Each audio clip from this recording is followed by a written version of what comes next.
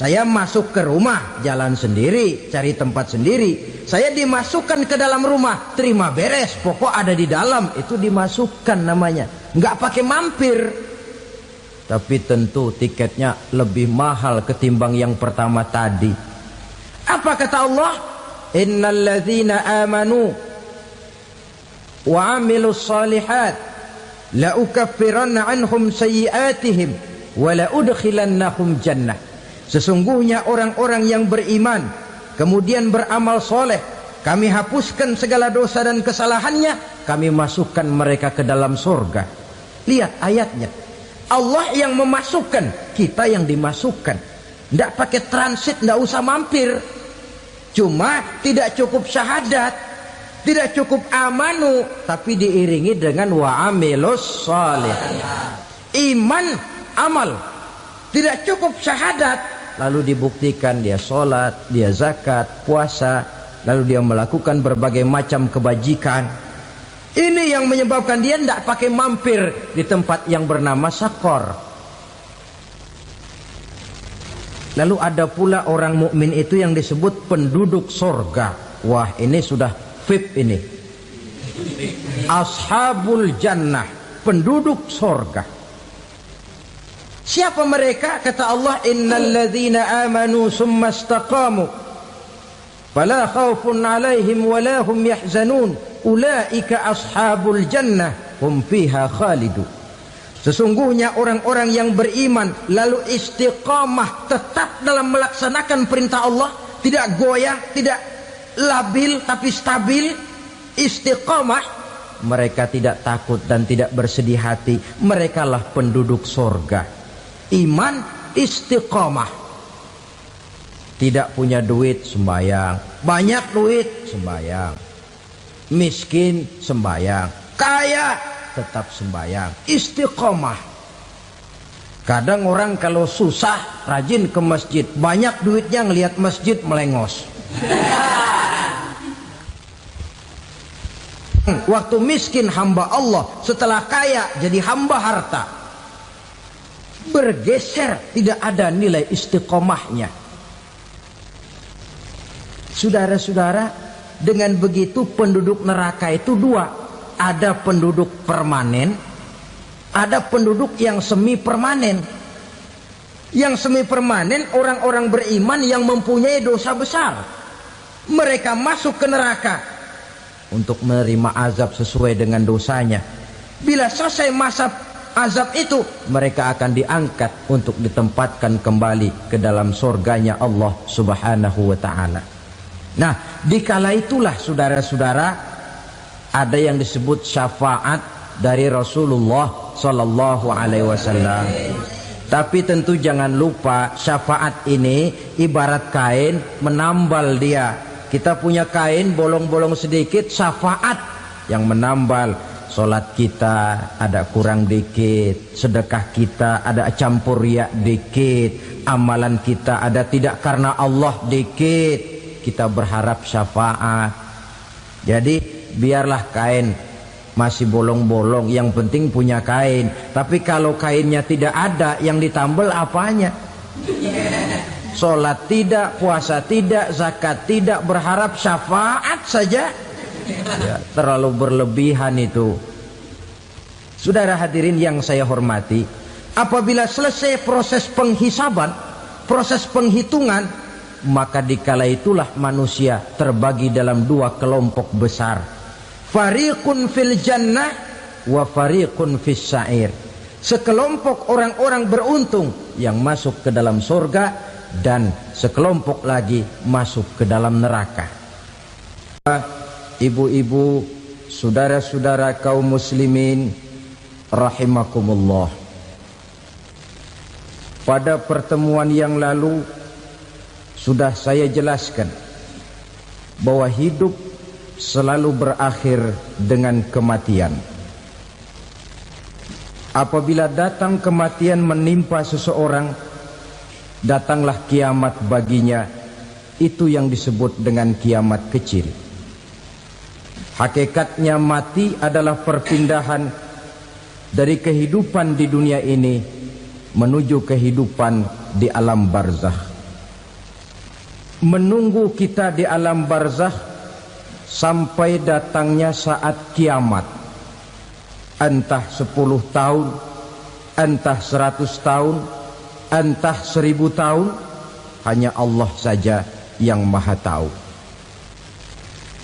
Adapun orang-orang beriman yang melakukan amal kebajikan dalam kehidupan di dunia ini, masa penantian yang lama di alam barzakh buat mereka sebentar saja. Tetapi bagi orang-orang kafir yang ingkar, yang tidak beriman kepada Allah, yang hidup di dunia cuma menumpuk-numpuk dosa, tentu penantian di alam barzakh akan merupakan waktu yang sangat lama. Bukankah dalam kehidupan kita waktu itu memang relatif?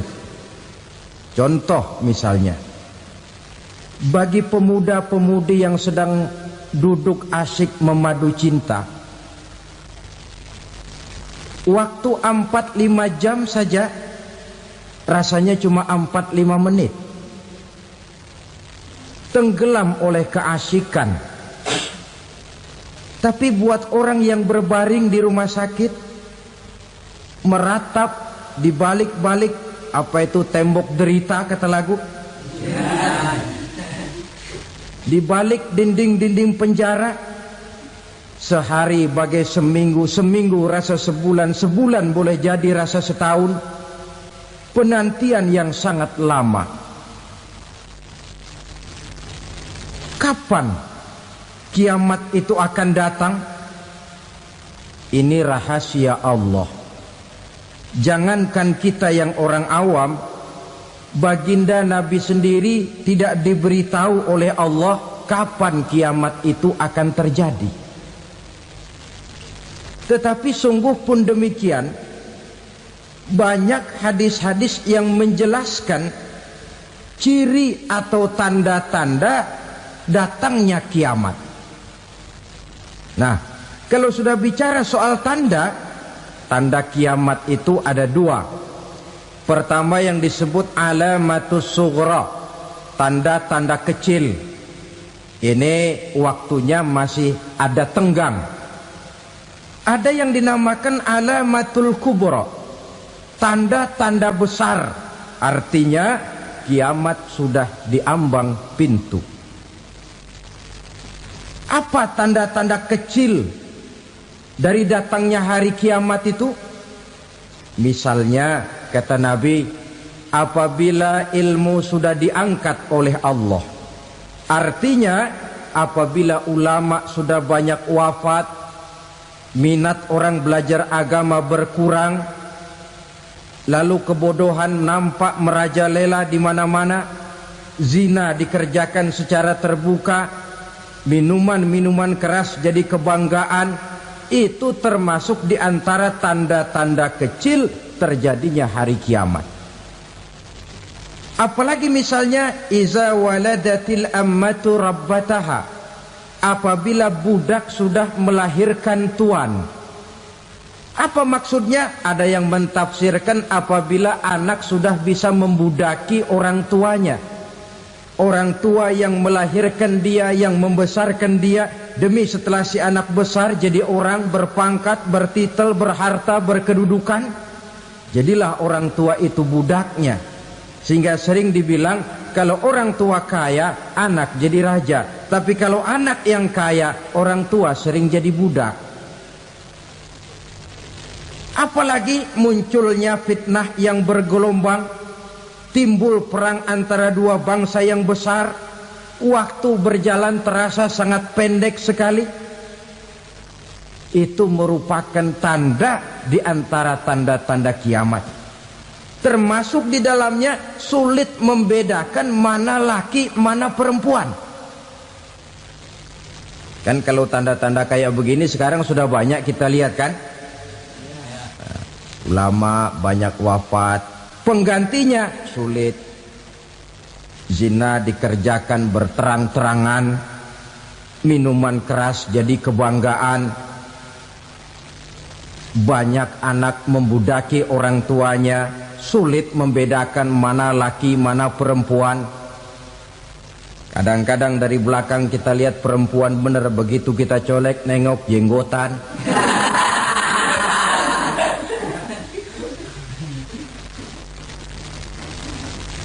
Ini termasuk tanda-tanda kecil, masih ada tenggang sampai akan terjadinya kiamat itu.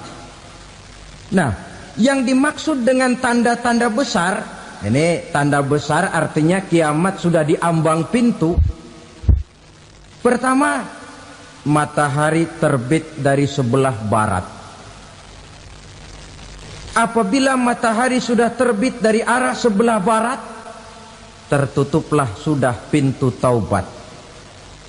Bersabda Nabi kita, la taqumus sa'atu hatta tatlu'a syamsu min maghribiha. Tidak akan datang hari kiamat sampai matahari terbit dari arah sebelah barat. Fa iza tala'at, manakala matahari telah terbit dari arah sebelah barat, wara'ahan nasu, manusia banyak menyaksikan itu, amanu ajma'un, mereka pun lalu beriman. Yang tadinya kafir, yang tadinya ingkar, yang tadinya membangkang, setelah melihat matahari terbit dari sebelah barat, buru-buru beriman, berlomba-lomba mengucap 2 kalimat syahadat. Tapi apa yang terjadi? Kata Nabi, wadzalika hina la yanfa'u nafsan imanuha lam takun amanat min qabl. Hari itu adalah hari yang iman sudah tidak berguna lagi bagi seseorang apabila sebelumnya memang dia tidak pernah beriman. Au kasabat fi imaniha khaira, atau beriman tetapi tidak pernah melakukan kebajikan di dalam keimanannya itu. Hari yang sudah kasib, hari yang sudah terlambat, beriman tidak akan ada gunanya lagi. Ini pelajaran buat kita. Sebelum sang surya terbit dari sebelah barat, sebelum nafas sampai di tenggorokan, artinya pintu taubat masih terbuka. Kalau 2 hal itu sudah terwujud, nafas sudah sampai di kerongkongan, atau matahari sudah terbit dari arah sebelah barat, tertutuplah sudah pintu taubat. Tak ada lagi gunanya pangkat, jabatan, harta, bahkan beriman pun dalam suasana macam itu. Too late, kata orang Kulon. Sudah terlambat. Matahari terbit dari arah sebelah barat. Itu tanda besar, artinya kiamat sudah di ambang pintu. Lalu apalagi tanda besar? Munculnya Dajjal.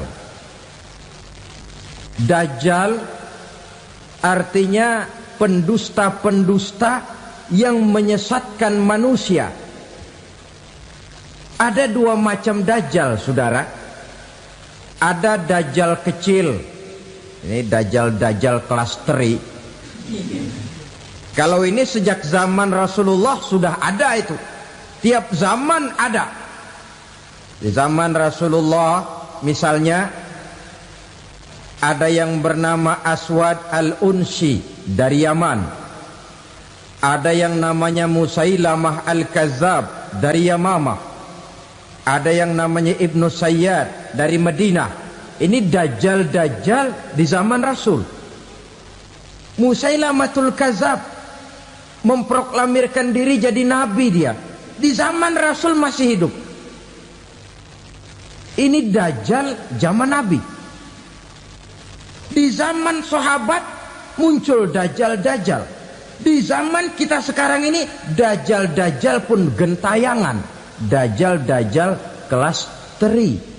Kerjanya mendustakan manusia, menyesatkan manusia, memalingkan manusia dari jalan yang benar dan diridhoi oleh Allah Subhanahu wa taala. Adapun yang merupakan tanda besar dari datangnya kiamat, Dajjal-Dajjal kelas kakap. Pembohong-pembohong besar yang menyesatkan masyarakat manusia berpaling dari jalan Allah mengikuti jalan mereka. Apa sih ciri Dajjal itu? Kata Nabi dalam hadis Bukhari Muslim, "Inna Dajjala Sesungguhnya yang namanya Dajjal itu yakhruju, satu saat akan muncul mendekati hari kiamat. Wa inna ma'ahu ma'an, si Dajjal ini membawa air. Wa naran, dan juga membawa api. Dua simbol. Di tangan yang satu dia bawa air, di tangan yang satu dia bawa api. Wa ammal ladzi yarahu an-nasu ma'an fanarun. Adapun yang orang banyak lihat air, hakikatnya adalah api. Yang dilihat api, hakikatnya adalah air. Oleh sebab itu, kalau api yang ditawarkan, ambillah air. Kalau air yang ditawarkan, pilihlah api. Maksudnya apa ini? Ini bahasa simbol, saudara-saudara. Dajjal bicaranya seolah-olah untuk kepentingan manusia, menawarkan surga. Surga yang dia tawarkan hakikatnya neraka. Hai manusia, kalau kau mau bahagia, jangan dekat-dekat dengan agama. Sholat itu tidak efektif dan efisien, tidak produktif dari segi ekonomi itu.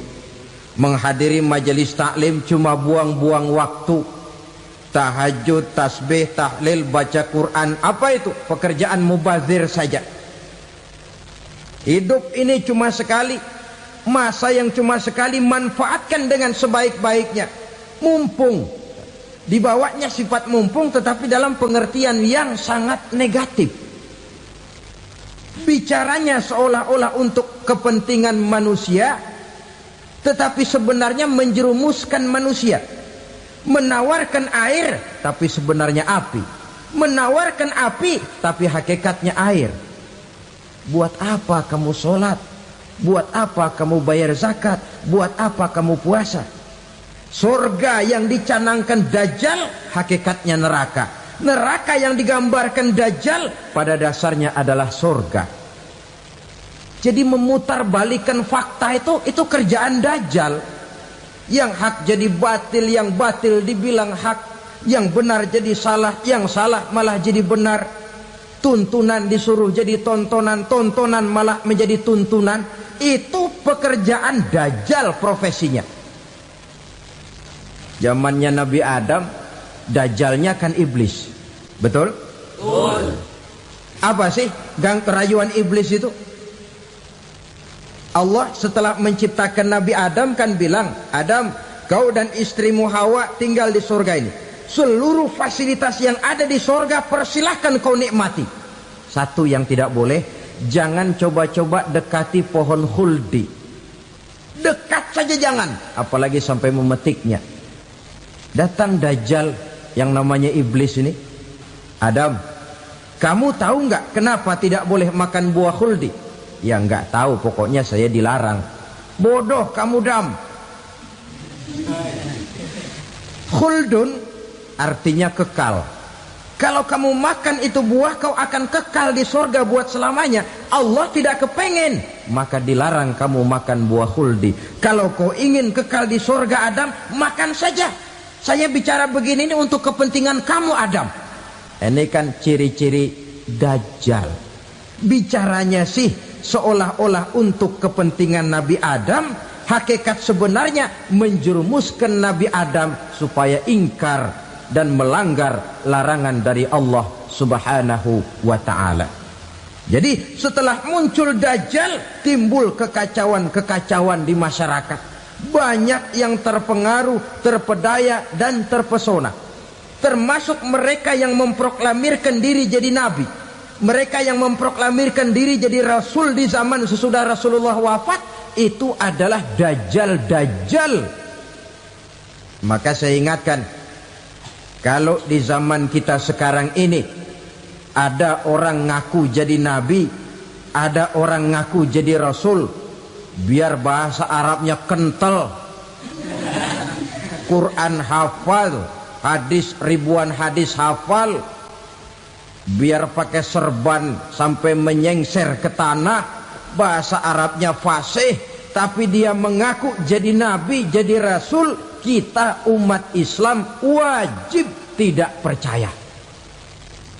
Wajib untuk tidak percaya. Itulah dajjal-dajjal zaman kita sekarang ini. Tidak mustahil mereka datang mempengaruhi orang awam supaya berpaling dari Rasulullah, mengikuti mereka.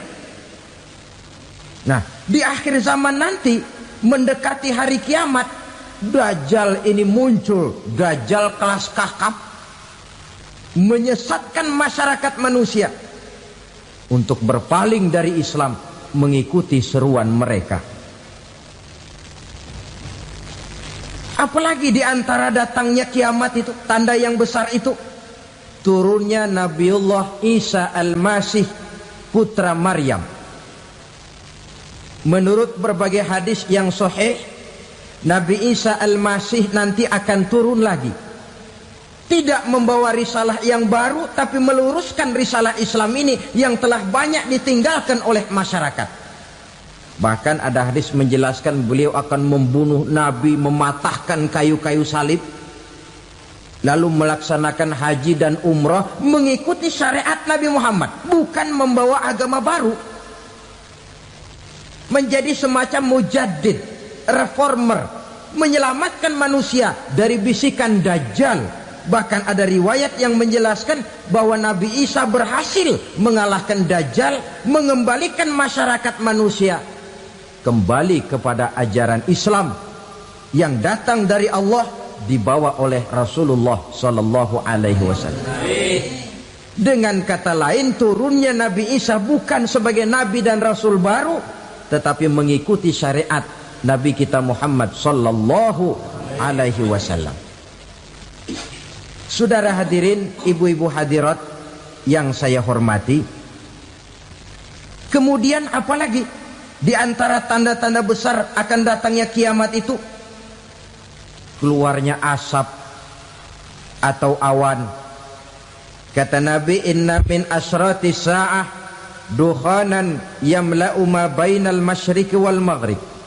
Di antara tanda-tanda kiamat, munculnya awan antara langit dan bumi. Ini pun diperkuat dalam surah Ad-Dukhan ayat 10. Fartaqib yauma ta'tis sama' bidukhanin mubin fayughshan nas hadza azabun alim. Bagi orang-orang yang beriman, mereka biasa-biasa saja. Tapi bagi orang kufur, datangnya asap dan awan ini merupakan azab yang kelewat pedih. Barangkali sedikit mendekati gambaran tentang azab yang pedih ini, saya ingatkan alam pikiran kita kepada peristiwa yang belum lama terjadi. Pernah dengar berita bocornya reaktor nuklir di Chernobyl, Uni Soviet? Pernah dengar? Nah, bocornya reaktor nuklir di Chernobyl yang mengakibatkan ratusan bahkan sangat mungkin ribuan nyawa. Cuma satu reaktor. Bagaimana kalau seluruh cadangan nuklir yang dimiliki oleh para negara adik kuasa ini diledakkan? Bahkan yang konon menurut catatan, cadangan nuklir yang dimiliki bersama oleh Amerika dan Rusia sekarang ini sudah sanggup memusnahkan 6 miliar manusia. 1,5 kali lebih banyak dari jumlah manusia yang nongkrong di permukaan bumi ini. Saudara-saudara hadirin yang saya hormati, lalu saat mendekati hari kiamat, apalagi tandanya? Setelah Nabi Isa wafat, pada saat turunnya yang kedua kali, lalu Allah meniupkan angin sejuk. Semua orang-orang beriman, orang-orang baik wafat, sehingga penghuni bumi ini cuma tinggal lagi terdiri dari orang-orang kafir. Tidak ada lagi di bumi ini yang bisa mengucapkan Allah. Sehingga dalam hadis qudsi itu ada keterangan, innallaha azza wa jalla yaqulu li Israfil. Allah pernah pesan kepada malaikat Israfil. Kata Allah, Israfil, Iza sami'ta qailan yaqul Allah Allah fa akhirin nafah 40 sanatan ikraman liqailiha. Hai Israfil, apabila kau dengar di permukaan bumi masih banyak orang yang mengucapkan Allah Allah, maka tunda sangkakala kiamat itu 40 tahun. Untuk apa? Ikraman liqailiha, menghormati orang yang mengucapkan Allah Allah itu. Wah, jadi karena sekarang masih banyak yang mengucapkan Allah, besar hatilah kita, masih jauh kiamat itu. Tapi jangan lupa, kiamat pribadi, kiamat kecil itu yang gak kita sangka-sangka. Ajal datang mencabut nyawa, itu kiamat pribadi. Dan itu yang pasti kita hadapi. Dan itu yang membuat kita tidak boleh bersikap main-main di dalam kehidupan sekarang ini. Saudara hadirin yang saya hormati, tidak ada lagi orang-orang muslim. Seluruh penduduk dunia ini kafir. Lalu terciptalah struktur sosial yang berlandaskan prinsip hidup semau gue. Bakal terjadilah prinsip di mana yang kaya menyantap yang miskin, yang kuat menindas yang lemah. Hidup sudah bagaikan di rimba belantara. Berlaku hukum rimba. Siapa yang kuat dia yang menang, siapa yang lemah menjadi mangsa. Timbul kekacauan, maksiat merajalela, munkarat menjadi-jadi. Sehingga isi bumi ini penuh dengan segala macam perbuatan dosa.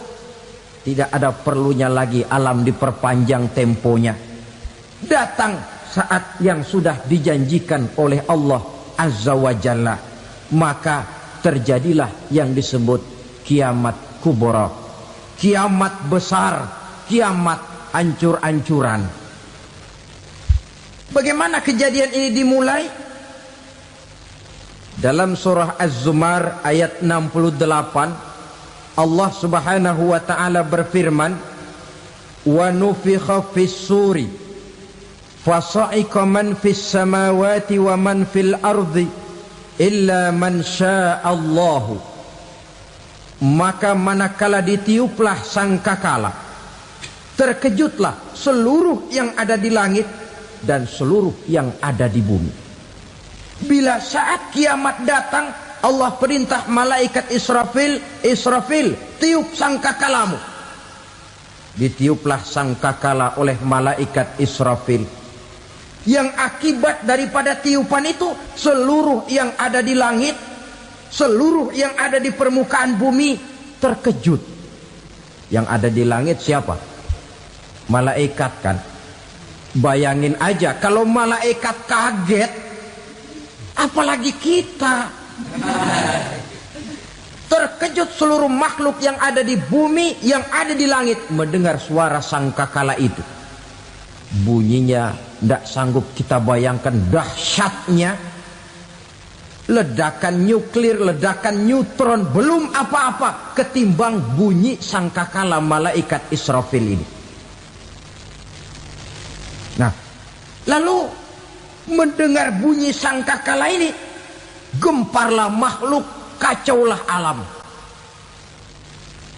Bumi gempa, planet-planet bertabrakan, gunung meletus, air laut tumpah ke darat, angin topan bertiup, halilintar menyambar. Lalu semua yang bernama hidup mati total. Mati bareng tanpa persiapan. La haula wala quwata illa billah. Saya kadang-kadang dalam tafakur bermohon, ya Allah, mudah-mudahan saya enggak nemuin kiamat beneran. Ngeri. Tidak bisa kita bayangkan macam apa suasana seperti itu. Allah saja banyak memberikan gambaran, misalnya Al-Qari'ah, wa mal qari'ah, wa ma adraka mal qari'ah. Kejadian yang menggemparkan. Tahukah kamu apa kejadian yang menggemparkan itu? yauma yakunun nasu kal farasil mabsus wa takunul jibalu kal ihnil manfus. Pada saat itu manusia berterbangan bagai kupu-kupu, gunung berterbangan seperti kapas ditiup angin. Gunung saja macam kapas, konon lagi manusia. Kematian total, mulai semut sampai gajah mati, jin mati, iblis mati, malaikat mati. Malaikat saja mati. Saudara hadirin yang saya hormati, kematian total yang tanpa persiapan. Orang bilang, Pak, kalau mati bareng begitu yang repot malaikat maut dong ya. Cabut sana, cabut sini. Itu kalau menurut logika kita, mestinya begitu menurut logika. Tapi logika juga yang nggak perlu serepot itu. Sebab untuk mematikan listrik di wilayah DKI, di wilayah Jakarta, nggak perlu tiap rumah didatengin matiin ya lama. Cukup dari kantor pusatnya saja PLN tekan satu tombol, gelaplah seluruh Jakarta. Saudara hadirin yang saya hormati, kematian total. Lalu setelah kematian total, planet-planet juga mati, dalam arti tidak bergerak dan beredar. Angin mati, dalam arti tidak bertiup. Air mati, dalam arti tidak ada riak gelombang. Pokoknya semua mati. Kullu nafsin za'iqatul maut, semua yang bernafas mati. Dalam ayat lain, kullu man 'alaiha fan, semua yang ada di permukaan bumi fana. Yang kekal cuma Allah Subhanahu wa ta'ala. Yang paling belakang mati malaikat maut dan malaikat Israfil. Tapi mati juga sesuai dengan janji Allah. 10 lamanya.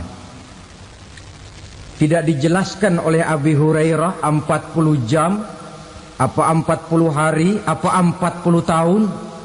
Hadis-hadis cuma menyebutkan 40 saja. Sunyi alam, yang tinggal cuma Allah saja lagi. Ketika itu Allah berseru-seru, katanya, limanil mulkul yauma, siapa para penguasa hari ini?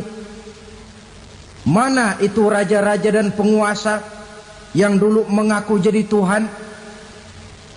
Fir'aun, mana Fir'aun sekarang? Yang dulu jadi raja, merasa berhasil, sombong, lalu tidak mau turun-turun dari kekuasaannya, sampai kepada puncak kekurang ajarannya mengangkat diri jadi Tuhan. Mana itu Fir'aun? Namrus, mana sekarang Namrus? La ilaha illa ana, ternyata tidak ada Tuhan lain selain daripada aku, kata Allah. Proses kemudian, saudara-saudara, turunlah hujan dari langit. 40 lamanya hujan itu. Tidak jelas juga 40 jam apa 40 hari. Setelah air turun membasahi, datanglah tiupan sangkakala yang kedua. Semua yang bernama mati bangkit dari kuburnya masing-masing. Ini yang disebut Yaumul Ba'thi, hari kebangkitan. Allahu Akbar. Pada saat kita bangkit dari kubur kita masing-masing, kumpul di padang mahsyar namanya. Bayangin aja, saya sendiri nggak sanggup bayangin. Manusia sejak zaman Adam sampai zaman kiamat kumpul bareng di tempat sama. Berapa banyaknya itu?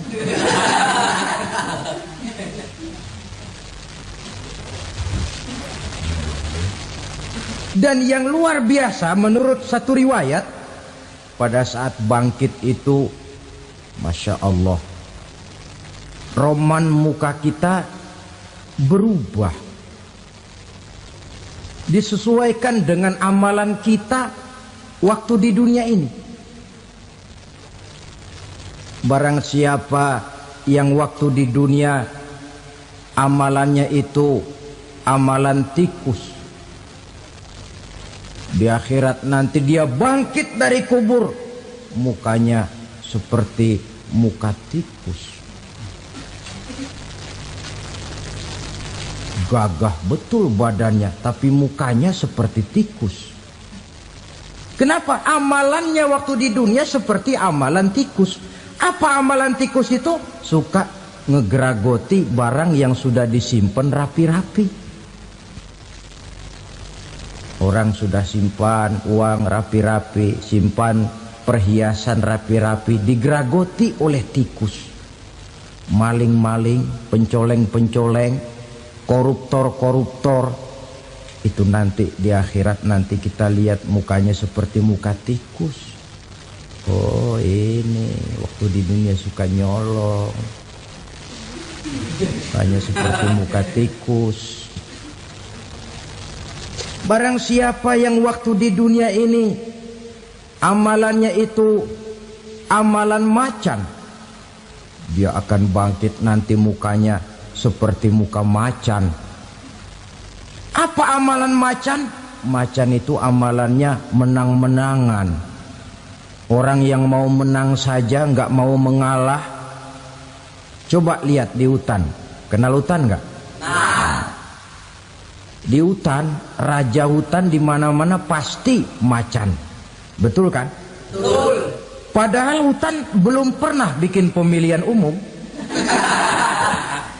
Tapi macan tidak peduli ada pemilihan umum apa tidak, pokok saya raja. Sebab apa? Macan jadi raja itu bukan karena benar, tapi karena kuat jadi raja. Setelah dia jadi raja, rakyat hutan yang mesti dilindungi malah dimakan oleh raja macan. Kambing rakyat hutan dimakan oleh macan. Ayam rakyat hutan dimakan oleh macan. Itu nanti kita lihat di akhirat itu mukanya seperti muka macan, gagah betul.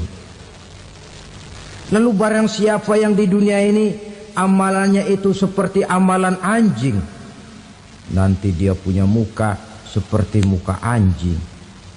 Apa amalan anjing? Pertama, anjing itu kalau disuruh jaga rumah, dia tidak bisa membedakan mana maling mana tamu.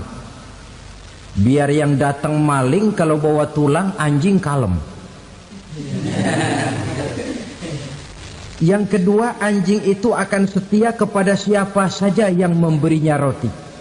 Siapa yang memberinya roti, itulah majikannya. Apa kata majikannya, pasti dia laksanakan. Soal benar atau salah dia tidak peduli. Setelah anjing dapat roti, dia tidak punya pilihan lain kecuali bilang, abdi mah kumaha juragan wae ayeuna mah.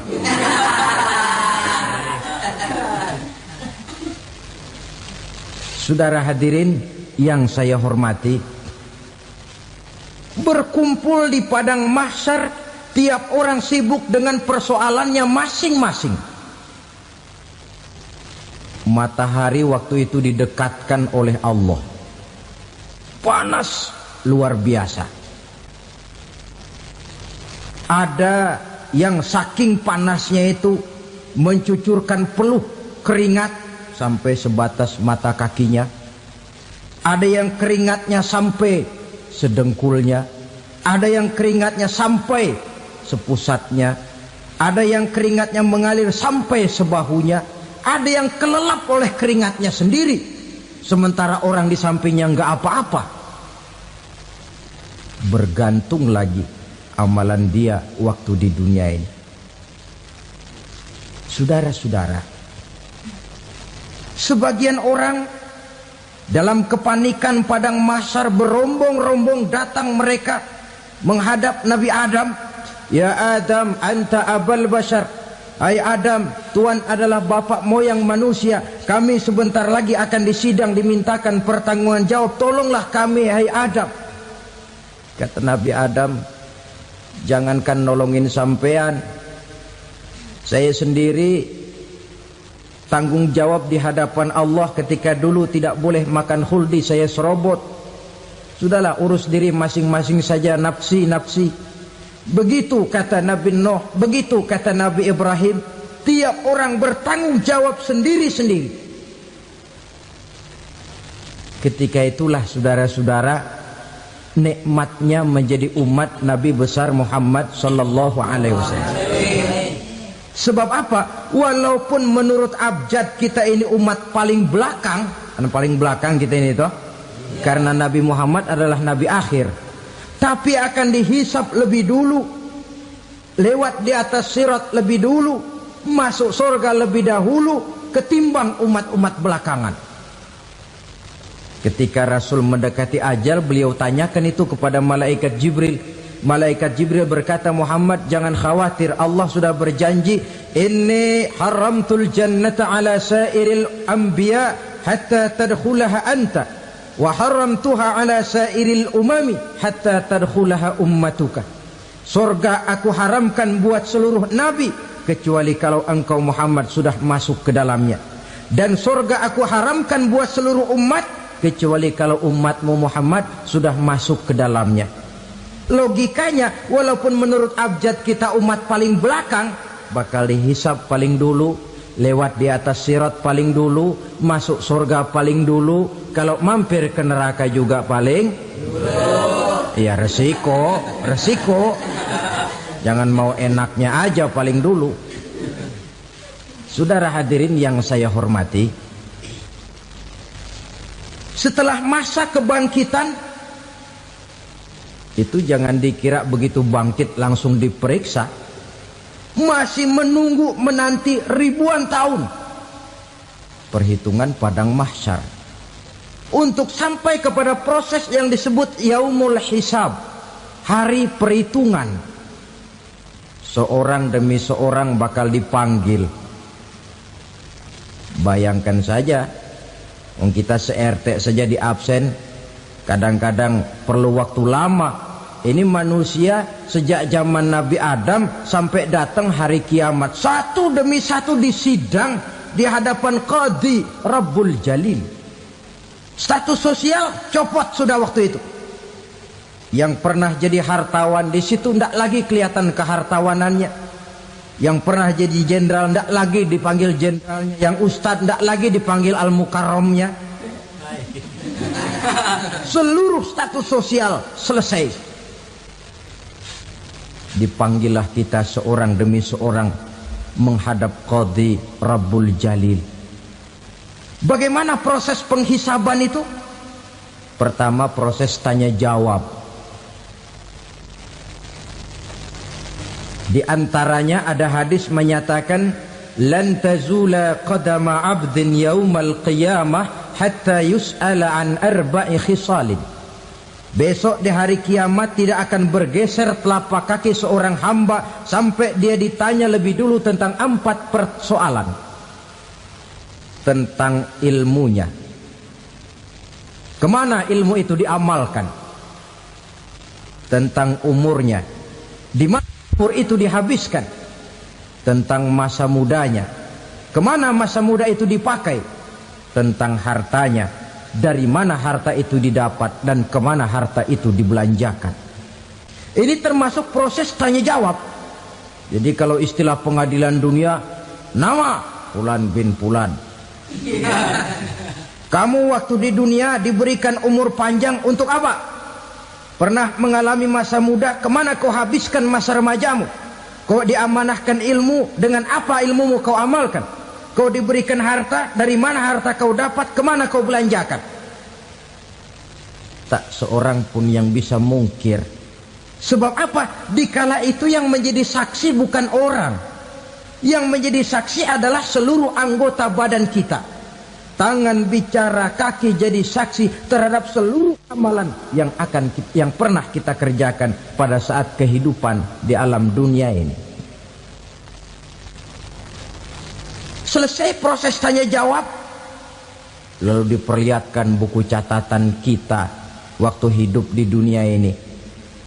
Jangan lupa Allah itu menyiapkan 2 superkomputer. kepada kita, sebelah ditempelin sebelah kanan, yang sebelah tempelin di sebelah kiri. Komputer itu namanya Raqib dan Atid, dua malaikat yang apabila baik kita lakukan, refleks saja akan menulis kebajikan kita. Jahat kita kerjakan, akan tertulis. Catatan itu nanti diperlihatkan kepada kita. Waduh, alangkah malunya pada saat diperlihatkan catatan kita, buku rapot kita merah melulu. Barangkali diperiksa sambil diomelin, brengsek lo. Buku merah melulu begini, bagaimana waktu hidup di dunia? Tidak cukup diperlihatkan buku catatan kehidupan, rekaman kehidupan. Rekaman kehidupan kita secara utuh sejak terlahir sampai ajal datang merenggut nyawa. Barangkali mirip dengan video sekarang ini, di mana terekam dengan baik seluruh kegiatan kita, sejak yang sekecil-kecilnya sampai kepada yang sebesar-besarnya. Untuk kemudian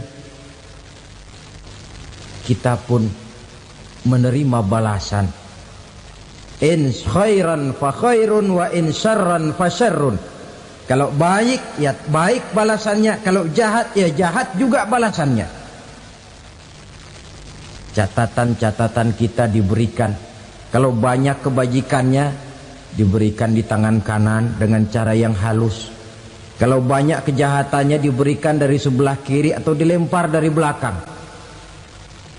Itulah sebabnya sejak di dunia ini kita sudah mohon kepada Allah. Ketika berwudu membasuh tangan kanan, apa kita bilang?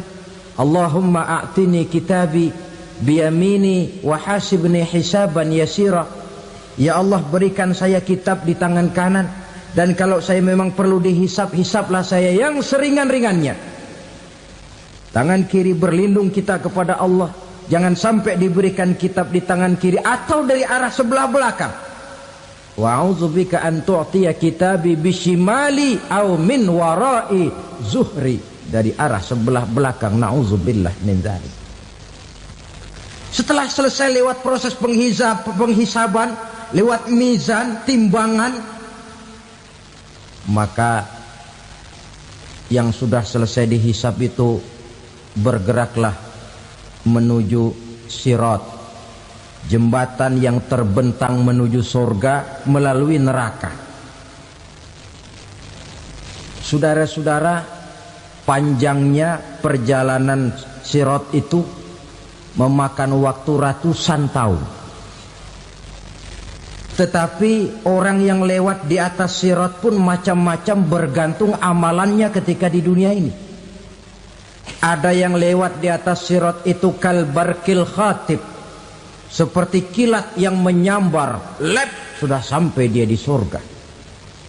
Cepat bukan main. Ada yang lewat di atas sirat itu seperti orang lari-lari. Ada yang lewat di atas sirat itu seperti orang jalan biasa.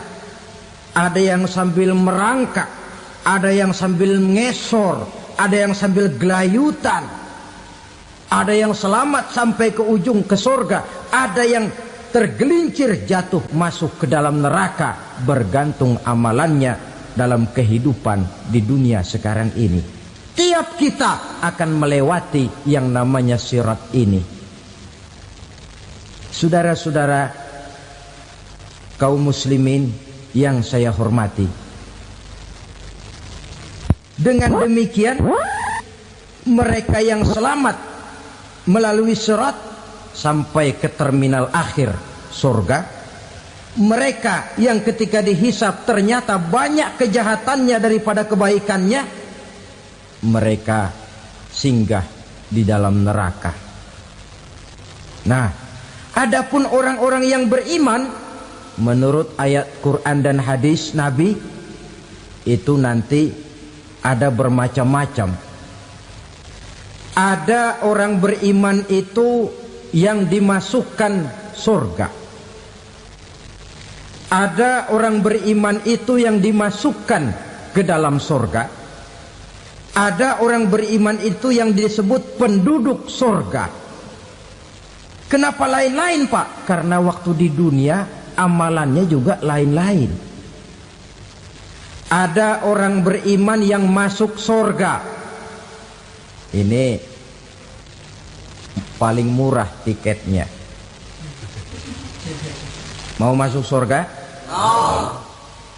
Kata Nabi begini, ma min abdin qala la ilaha illallah thumma mata ala dhalik illa dakhalal jannah. Kalau seorang hamba sudah mengucap 2 kalimat syahadat, dia yakin dengan kebenaran kalimat itu sampai matinya, orang itu akan masuk surga. Abi Dzar yang waktu itu diajak bicara heran, ya Rasul kok gampang betul? Iya. Walaupun orang itu mencuri, iya. Walaupun orang itu berzina, iya. Biar dia mencuri, biar dia berzina, kalau dia sudah mengucap 2 kalimat syahadat, dia yakin dengan kebenaran kalimat itu sampai matinya, itu orang akan masuk surga. Jadi masuk surga cukup 2 kalimat syahadat, yakin sampai mati, masuk surga. Itu perkara masuk. Tapi kalau pertanyaannya diterusin, masuknya kapan, Pak? Nah, ini lain lagi urusannya. Sebab ada yang masuknya itu langsung, ada yang mampir dulu. Di sana tempat cuma 2. Kalau tidak surga, neraka. Mau ke surga, tapi mampir dulu. Yang mampirnya jelas di neraka.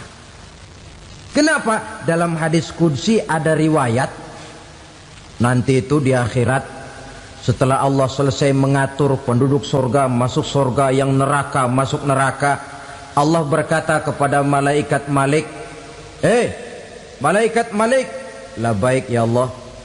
Itu bajingan-bajingan tengik, manusia-manusia durjana yang waktu di dunia tidak mau sujud, jauh dari ulama, gemar melakukan yang munkarat dan maksiat, hidup di tengah masyarakat selalu jadi bibit keonaran, kufur, sudah masuk neraka semua.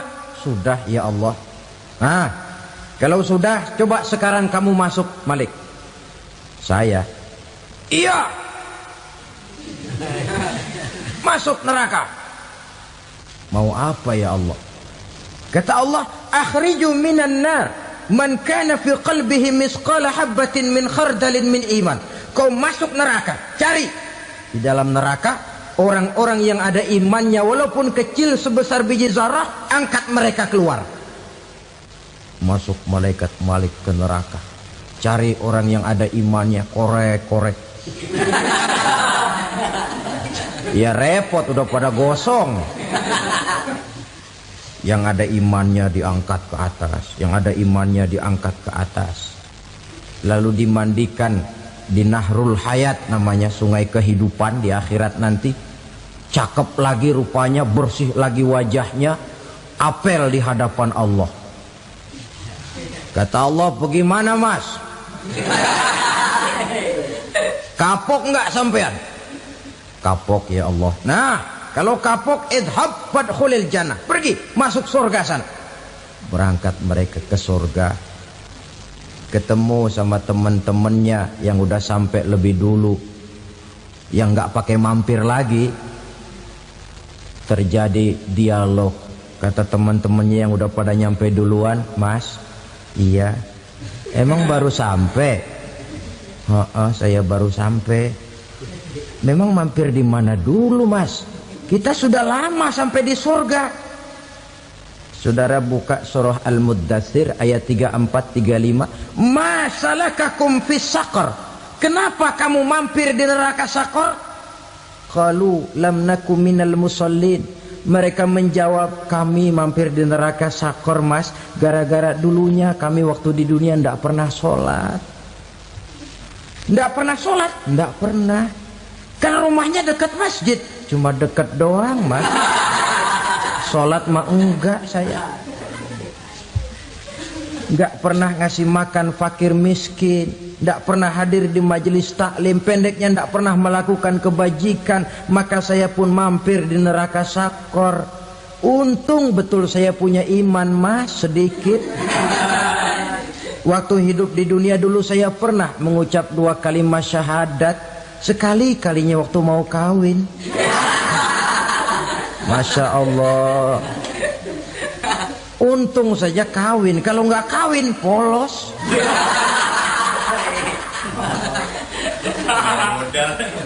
Itu juga pengulu sudah setengah mati ngajarin. Asyhadu alla, asyaduaan, asyaduaan.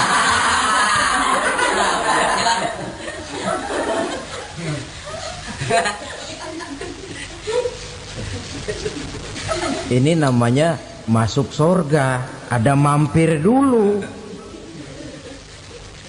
Ada pula orang mukmin itu yang dimasukkan surga. Namanya dimasukkan kan terima beres.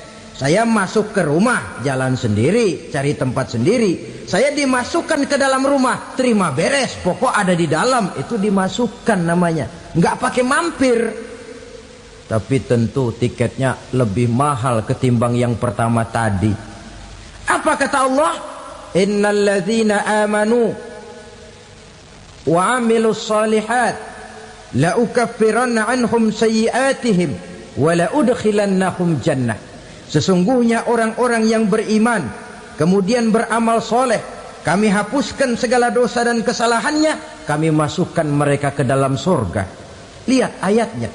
Allah yang memasukkan, kita yang dimasukkan. Tidak pakai transit, tidak usah mampir. Cuma tidak cukup syahadat, tidak cukup amanu, tapi diiringi dengan wa'amilus salih. Iman, amal.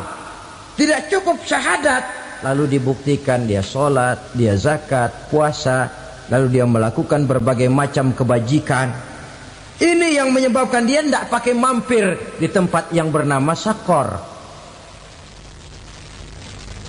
Lalu ada pula orang mukmin itu yang disebut penduduk sorga. Wah, ini sudah VIP ini. Ashabul jannah, penduduk sorga. Siapa mereka? Kata Allah, innal ladzina amanu summa istaqamu fala khaufun 'alaihim wala hum yahzanun ulaika ashabul jannah hum fiha khalidun. Sesungguhnya orang-orang yang beriman lalu istiqamah, tetap dalam melaksanakan perintah Allah, tidak goyang, tidak labil tapi stabil, istiqamah, mereka tidak takut dan tidak bersedih hati. Merekalah penduduk surga. Iman, istiqamah.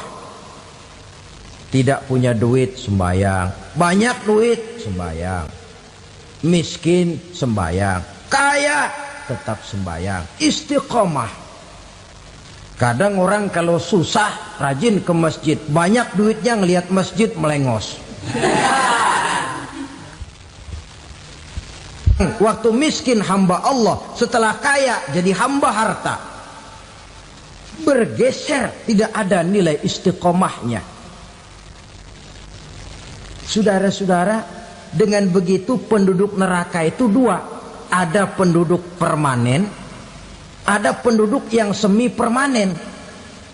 Yang semi permanen orang-orang beriman yang mempunyai dosa besar. Mereka masuk ke neraka untuk menerima azab sesuai dengan dosanya. Bila selesai masa azab itu, mereka akan diangkat untuk ditempatkan kembali ke dalam surganya Allah Subhanahu wa ta'ala. Nah, dikala itulah saudara-saudara, ada yang disebut syafaat dari Rasulullah Sallallahu Alaihi Wasallam. Tapi tentu jangan lupa, syafaat ini ibarat kain menambal dia. Kita punya kain bolong-bolong sedikit, syafaat yang menambal. Solat kita ada kurang dikit, sedekah kita ada campur riak dikit, amalan kita ada tidak karena Allah dikit, kita berharap syafaat. Jadi biarlah kain masih bolong-bolong, yang penting punya kain. Tapi kalau kainnya tidak ada, yang ditambal apanya? Solat tidak, puasa tidak, zakat tidak, berharap syafaat saja. Ya, terlalu berlebihan itu. Saudara hadirin yang saya hormati, apabila selesai proses penghisaban, proses penghitungan, maka dikala itulah manusia terbagi dalam 2 kelompok besar. Fariqun fil jannah wa fariqun fis sa'ir. Sekelompok orang-orang beruntung yang masuk ke dalam surga dan sekelompok lagi masuk ke dalam neraka.